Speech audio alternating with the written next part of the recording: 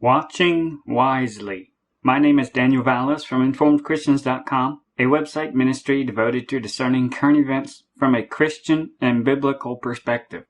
This video is a warning, but it is not a prediction. I do not know the future, but I can show you what is on the radar right now and what the Bible tells us to look for. And I hope you got a chance to go out last night and look up into the skies and see the celestial signs that we've been looking at, the unique celestial signs that line up with the prophetic events that we've been told to look for. Now here's a picture about 8:15 at night, and you could see Jupiter right there. Now you can see it better with your own eyes outside. My camera picture taking abilities aren't the best, but about 8:30 you could definitely see it up in the sky all by itself, shining bright. And we talked about how it's the brightest shining object in the night sky right now, since the moon will be rising later and it's actually decreasing now. So right there is Jupiter. And as the night progresses, it gets brighter and brighter by contrast. But it won't be too long before the stars come out and your eyes get adjusted to the dark too as well. That will take a little bit of time. And you'll be able to see the constellation of Leo right behind Jupiter. Now this picture isn't the best, and it'll appear better outside too as well when your eyes are adjusted to the night as well. But you should be able to see quickly and identify the sickle, which helps clue you into the rest of the body, which way the body is facing to as well. And generally once I find the sickle, then I start looking for the tail, because that's going to be pretty bright too, and then that'll clue you in on where the rest of the body is. But right now Jupiter is heading toward the hind foot because it's on its way out. And it will be leaving from between the feet on July 13th and 14th, right around there. And we've been looking at how that's what the prophecy specifies. It will not depart from between the feet till Shiloh, Messiah, comes and gathers his people. And we mentioned before, and it's in our material, that Jupiter has a 12-year circuit and orbit. It's not going to be coming back to Leo again for another 12 plus years. That's just getting back to the constellation. Then it'll take about a year to go through it again too. So we are at a very unique time that this is the last time that this can happen in this constellation in this last generation lifespan. This particular sign and this prophecy has not yet been fulfilled. The first part has, when the scepter and the lawgiver came. He's going to come, but then he's also going to be gathering his people in connection with this same celestial sign. And he has not done that yet. In fact, when you go back to the time of the crucifixion, and people have different dates on it, but for the years 30 AD to 33 AD, take your pick of whichever one you want there. But that entire time, Jupiter was not even in Leo. Jupiter wouldn't be in Leo again for another year after that. And that's just coming to Leo, actually entering Leo, the inner constellation part of it, and then it'd be there for a year. So this sign was not fulfilled during the latter years of Christ's ministry here on earth or at the crucifixion or any time around that. No, we are still waiting for this prophecy to be fulfilled. And this is the last time Jupiter is going to be in Leo the Lion in this last generation. Because when we look on our poster, The Last Generation, and we have the link in the description box to this and a whole lot of other resources you have to check out. And just using the biblical numbers of a generation from 70 to 80 years old, that's a typical lifespan, and Christ said that generation would not pass till all these things be fulfilled in Matthew 24. So we use this information to get a ballpark figure of when would we be expecting him to come back. And that brought us right exactly to this year too as well. But that's going to the absolute youngest that someone could be and still witness Israel. And that's pushing the time frame very high right now. So we have to consider for another 12 years, almost the entire generation that saw Israel reborn is going to be dead. Already they're 73 years old now, and there's still another 7 years to go. If you pushed it another 12 years into the future and then added 7 years on top of that, no, that won't work. And that's by calculations at the absolute youngest age of someone who could remember Israel being reborn. So we're already pushing it a little bit already. So this is the last time that this sign is viable with the prophecies that we've already seen fulfilled, and within the generation we've already seen over 40 of them, and we detail them out on the poster here, so we know it's going to be happening within this generation. And our attention has been brought to this year just with the signs that he gave us. And he repeatedly told his disciples, I'm coming during the days of Noah and Lot. And he contrasted it with what the disciples were asking about. They were expecting end-time signs and during the tribulation, all that. He said, no. I'm coming before that. While people aren't even in judgment yet, when people aren't even aware that's about to hit, that's when I'm coming. And then the world's going to be turned upside down and those conditions will no longer exist. But he told his disciples very clearly when he was coming and that they needed to pay attention to the signs that he gave them so that they will be ready and they will be watching for him, not just with their head, not just with their brain, but with their heart and with their life, so that will be found faithful servants when he returns. And he warned them, remember Lot's wife. So we've been looking at the celestial signs over the past year and just the past weeks and months. So we've seen a lot, especially just connected to the last generation and the sign of the fig tree and the replanting of Israel. And so just with those 40 signs alone, we looked at that and said, okay, we're at the end now when we are expecting our Redeemer to come. So we've lifted up our heads and we see this celestial sign that is directly connected to the gathering of Messiah's people, who are those who put their faith and trust in Jesus Christ. That is what we're looking for right now, and that's what the prophecy goes to. And even on our poster, we talk about the different times that Jupiter has been in Leo over the past 80-some years since Israel's replanting, and none has lined up so amazingly like this year. And that is extra catching our attention that, yes, we know this is the celestial sign with the regathering because it's landing exactly and lining up with the celestial signs and the expected last generation. And then we talked about the other day how, again, the celestial signs in connection with Leo the Lion and Jupiter just a few days ago pointed back to the Israel's rebirth with the moon and the honeymoon on that too as well. And that was just a few days ago, drawing our attention to the now again. There are so many multiple celestial signs pointing to that this is the time. And in our booklet guide, which summarizes a lot, Exodus 2, the bride goes to the king's house, we talked about how last year, on this exact same day, June 30th, was the American blood moon, but then also the Star of Bethlehem reminder sign. And then the next one that happened was during the days of Noah when they were commemorated on the Jewish civil calendar. And then both of them pointed us directly to the days of Lot, which is Purim, and gets its name from Lot. And so we have come full circle to the anniversary of the Star of Bethlehem that we've been watching like wise men. And we find ourselves right in the middle of the days of Noah and Lot both. There are so many things coming together right now, layers upon layers of celestial signs and what he has told us to look for. And that's what I always try to point you back to. What has Christ told his disciples to look for? What does the Bible tell us? I don't point you to dreams. I don't point you to number sequences. I don't point you to a whole bunch of other stuff that people point to. No, because that is not what our faith rests on. I can only point you to God's Word and what he tells us to look for in the signs and prophecies, and I could show you on radar that it's happening right now. And we find ourselves in an amazing time right now with the celestial clock counting down that our Redeemer is drawing nigh. That's what the sign tells us. He's drawing nigh. It tells us the time frame to expect him in. We don't know the day or hour exactly, but we do know when he's drawing nigh, and we know a time frame to expect him in. And a time frame that he specifically said, I'm going to come in this time frame. It's not going to go past this. And we see this celestial sign will only come in this last generation. This is the last time this will happen. So this time has called our attention with everything else as well, that we need to be sober at this time and be very focused and be vigilant and get ourselves ready for his return and act wisely in light of what we are being shown and the knowledge he's giving us and the insight and helping us connect a lot of things and put it all together. And then also see how God is working in our own lives right now, preparing us and getting us ready and cutting ties and preparing our hearts as well from the inside out. And so we also ask him for wisdom, and it's amazing to see how he gives wisdom at this time as well, because Christ wants us to be ready. He wants us to be living wisely in light of his return. And we've talked a lot before about how the enemy also knows what time it is too, and they are getting ready for the son of perdition to be revealed because they know he is about to be unrestrained.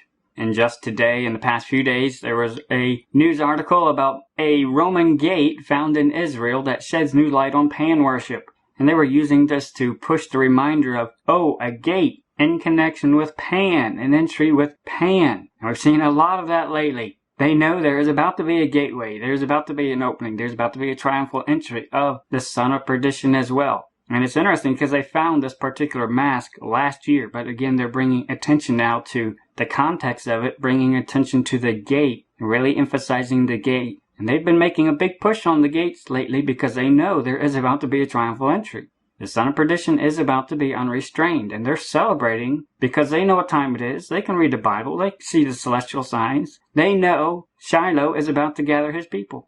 We find so many reminders that we are in the days of Lot as well. And just today in America, transgender people will be allowed to serve openly in the military. They lifted that ban today, on top of all the events that we have seen over the past month.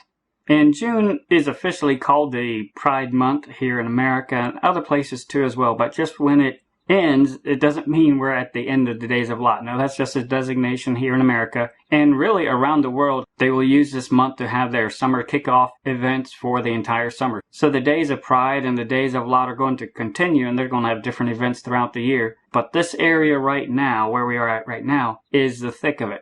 And we're also having constant reminders of Noah's Ark in the news every single day. And the Noah's Ark encounter is going to be opening in a few days, the largest timber frame structure in the world. And it's getting a lot of news right now. And they're making final preparations right now for the grand opening. And that's opening in 7 days, which reminds us of the story in Genesis too, of how they got called into the ark 7 days before judgment came. And it's just a reminder. But we see so many reminders right now that we are in the days of Noah and Lot. And we need to live wisely, getting ready for the Lord's return, because judgment is coming. As soon as the Lord gathers his people, the same day, just like the examples he gave of Noah and Lot, the same day that he comes and gathers his people, the same day judgment is coming too as well. The son of perdition, the mystery of iniquity, is going to be unrestrained. And again, the enemy knows what time it is, just like the days of Noah. And the Bible tells us in Genesis chapter 6, there were giants in those days. And so it's no coincidence that Spielberg's movie about giants is coming out right now too as well. Because they know this is the days of Noah and Lot. And they put out so many reminders in sync with the biblical calendar that we've been looking at. They know exactly what time it is. And they're pushing giants right now as a reminder. They know they're about to be unrestrained, and there's going to be a lot more aspects of the days of Noah come to light real soon. They're conditioning the world for it, and in connection with alien deception, the Great Deception. In connection with this, it's bringing to mind a lot of E.T., which Steven Spielberg also released. They're making a lot of comparisons with that. They are getting the world ready because they know what time it is. And again, NASA today was emphasizing and drawing attention to Jupiter of, oh, there's auroras on Jupiter. You can't see them, but we can see them with our ultraviolet stuff. And bringing attention to Jupiter again, of pointing it, hey, bring attention to Jupiter. Time is running out. They know the celestial clock. They've been pointing a lot of emphasis to Jupiter and Juno lined up with July 4th, and there's a lot of symbolism in Juno just by that. They know the horsemen of the apocalypse are about to be unrestrained too as well. They are counting down, and they are ready. Are we wisely watching and getting ready as well? In a week, on the 7th, 8th, and 9th, the moon is going to be in Leo at the same time as Jupiter, and this is going to be the last time that all three of them will be together before Jupiter leaves in a few days. So it's a reminder. Again, the moon is feminine. That reminds us of the bride of Christ, and it reminds us of the king in Leo, Judah, right now too. It's a reminder that the gathering of his bride is going to be happening very soon. And they will be coming very close together, Jupiter and the moon on the 9th, and different areas will be able to see it at different times, whether it's above or below your horizon. But the moon will be in the neighborhood a day before and after as well. But again, drawing our attention to Jupiter and Leo again, directly to Jupiter, as it draws near the hind foot for the last time. We are in a very amazing time. So much coming together. It's so hard to summarize and bring it all together. That's why you have to download the timeline, study it, look at our booklet, check out some of our recent videos where we've tried to summarize a lot that's coming together right now. And why we have a time frame of less than 2 weeks going by the celestial sign. Again, we do not know the day or hour, but we know we are given this time frame. Christ can come back at any time, and we are supposed to be ready when he returns. Now, in our last video, I mentioned that the next biblical new moon month will happen on the 6th. That was incorrect. For some reason, I was a day off. It's going to be starting on the 5th because the astronomical new moon is on the 4th, and so the sighting will happen on the 5th, the next day. But that will bring us to the month of Av, which, if you're familiar with Bible history, and just even Jewish history too as well, the 9th of Av is a very significant day. And this year, it lands exactly on the max of the time frame with the celestial sign that we've been looking at. And it should sober us up when we see that time runs out on the celestial clock on the exact same day as the 9th of Av, a day associated with much soberness for the Israelites. It was at this time that the 12 spies, after they came out of Egypt with the Exodus and they went to Mount Sinai and eventually came to the Promised Land a few days later, they sent in 12 spies and they spied out the land. But 10 spies brought back a false and evil report. And you can read the account in Numbers 13 and 14. We don't have time to read all of it right now, but you may be familiar with the story, and I suggest you read it because there's a lot of parallels and a lot of interesting reminders that we see even with our time right now. But they brought back fruit and abundance, and they showed the bounty of the land that God had promised to them. And they said, yes, it's exactly like He said it is. It's so bountiful. But there's walled cities, and there's giants there. Giants, why does that sound familiar? I don't know why. But giants, there's giants in the land. We can't go in there. We can't defeat them. We might as well give up. Let's go back to Egypt. And 10 of the 12 spies gave an evil report of the land, and they convinced the people not to believe God's promises. Even though they had the evidence in their hand, they were looking at it, they tasted of it, they saw it. But they did not believe and live in light of God's promises. And Joshua and Caleb were trying to tell the people, let's go in. He told us this is His promise. He's going to be with us. Let's go. Let's believe His promise. Let's act on His promises. But the people did not even believe God's promises, and they wanted to stone Joshua and Caleb. Even though they had evidence right in front of them that God's promises were true and what He said was true, they chose not to believe and act on what He was showing them. Does this sound familiar?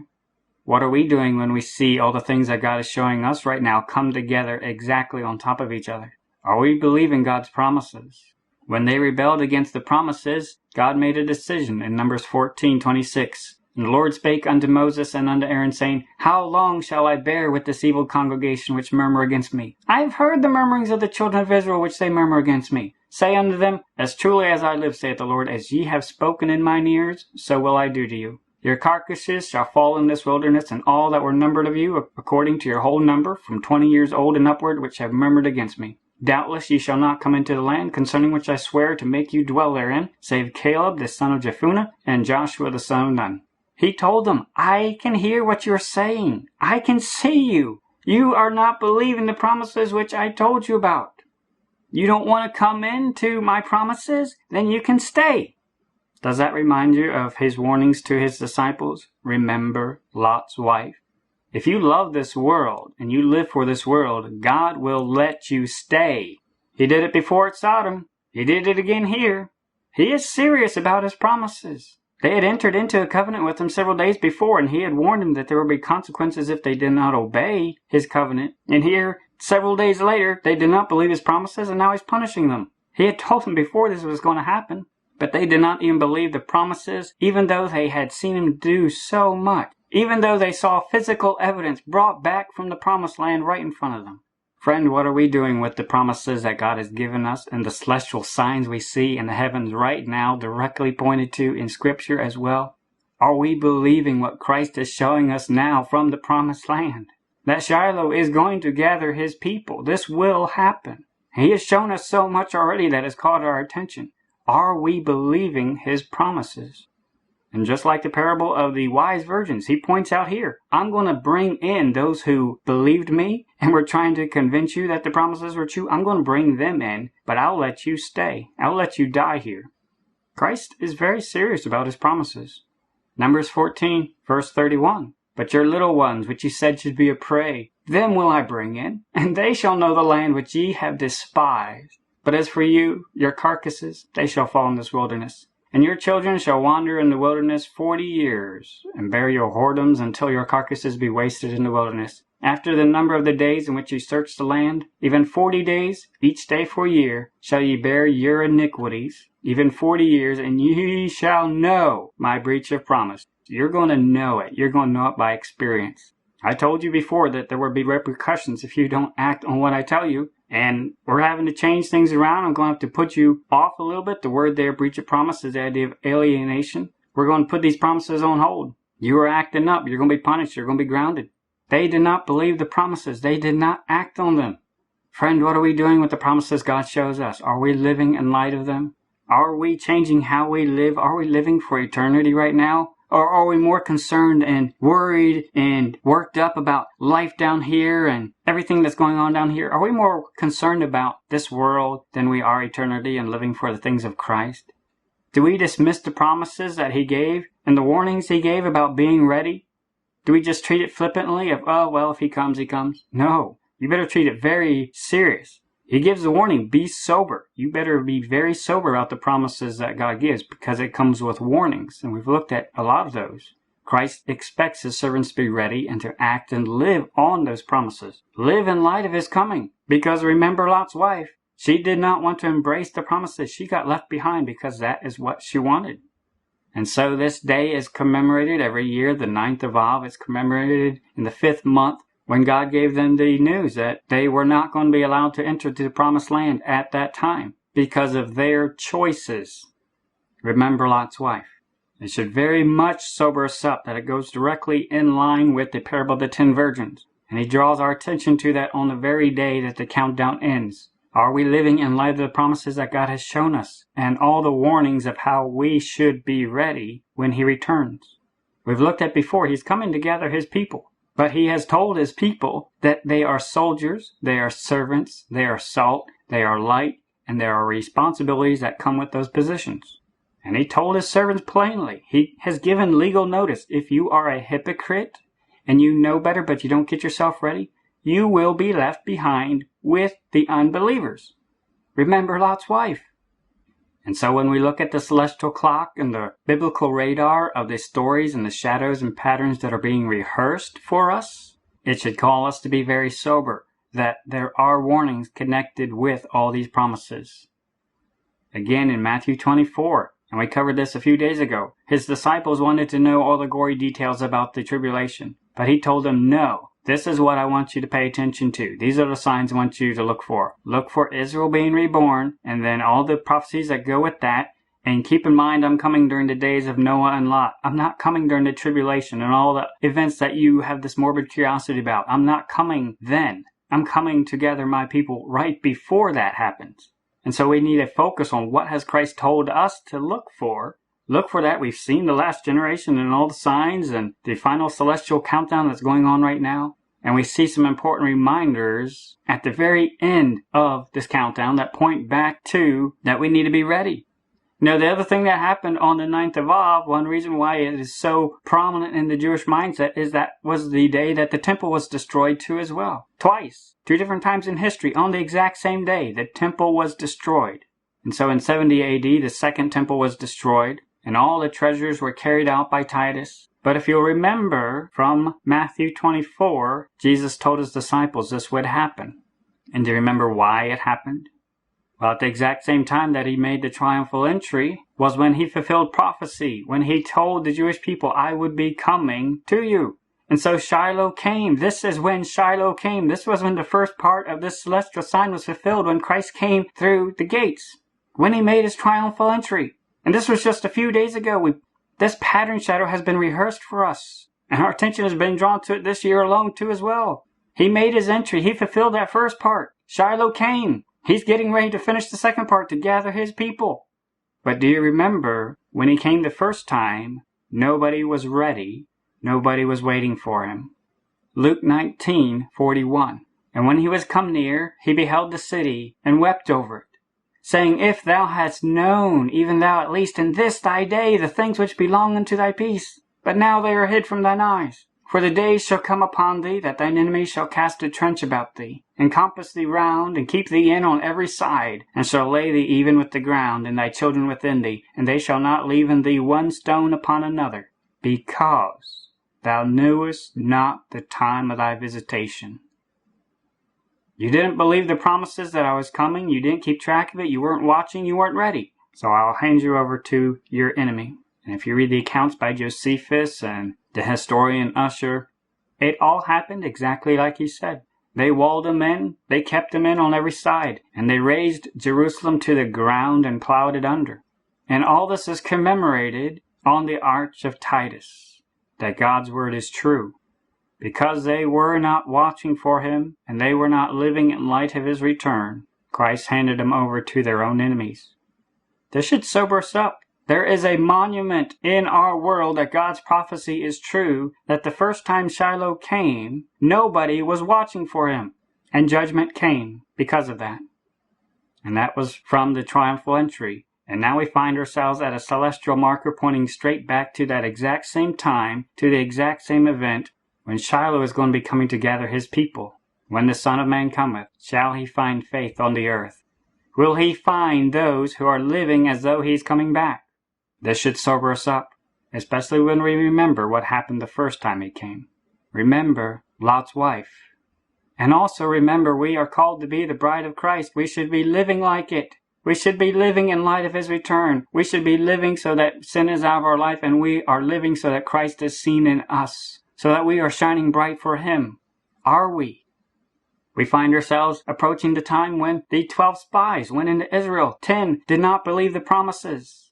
Only 2 believed the promises. That reminds us of the 7 churches of Revelation. 5 of them he had serious rebuke for. Only 2 he had commendation for. The parable of the 10 virgins. Only 5, 50%, went in, were wise. The rest were foolish. When the Son of Man cometh, shall he find faith on the earth? Just like the account of the 12 spies, only 2 went into the promised land, and Joshua was one of them, and we've seen his story rehearsed at the exact same day as the triumphal entry on the biblical and Jewish calendar. Joshua led the Israelites into the promised land. And that was his reward. He got to go into the promised land because he believed the promises. And he was encouraging and trying to get the other people ready, saying, yes, God's promises are true. Let's live in light of them. Let's act on them. Let's go forward. Let's go out. And so we find ourselves at a time right now with so many reminders of Joshua entering the promised land and the triumphal entry and Shiloh coming and that he's coming to gather his people. Are we rising up and encouraging each other to get ready for him to return? Are we going out to meet the bridegroom, acting on the promises he has given? Are we watching wisely with our heart and with our life?